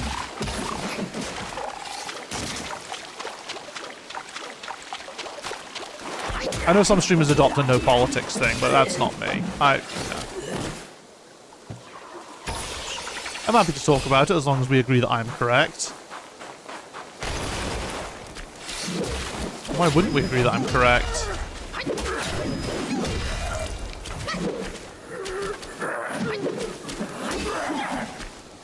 Ooh, this is a hidden little path down here.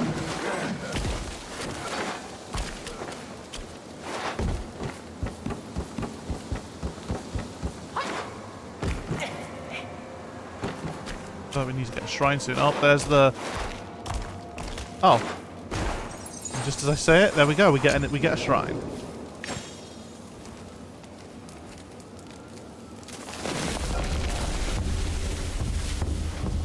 How do I have no snoozes on that? Oh, I do have snoozes on the ad break. Okay. I was going to say, why the fuck do I have no snoozes on this ad break? Oh, I don't like that. That's screaming very bossy boss. Watermelon field. Because there was an area south of here as well. Areas everywhere. Anyway. We need to go see our friend Monkey. And then we'll finish up.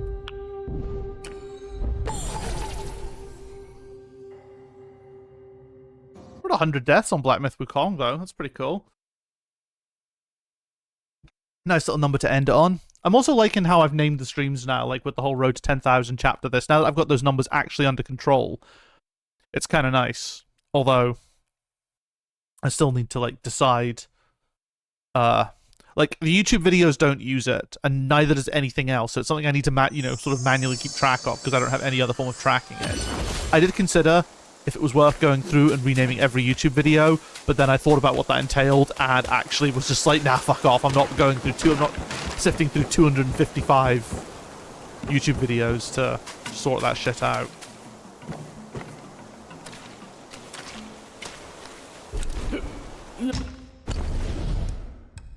Great gourds.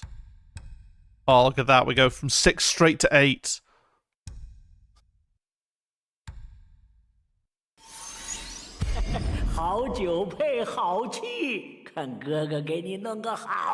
Model increases movement speed. Look at that. Great drinks.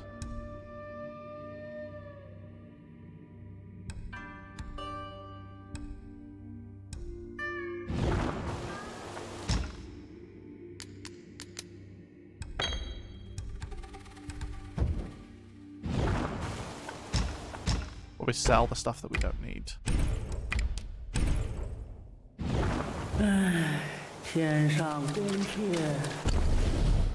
Alright, well, we made some good progress. I can't believe we're still here, though. That's actually wild. This chapter's huge. But I am also slow. You ever played Death Road to Canada? You gotta change it to Death Road to 10,000. Good shout, actually.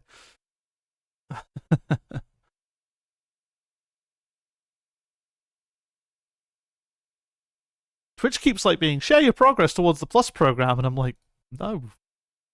No, we're not doing the Plus. I think the most I've got is a follower goal of like 500 or something. Which is fine, that'll keep me busy for the next year. And a bit. Alright. Cool. Well, that was fun. Ugh, 67, 62. Climbing ever closer to that 7k. We're not, I feel like things have slowed down a little bit with this game in terms of death count. 100 deaths so far isn't awful. Anyway, with that, we end recording.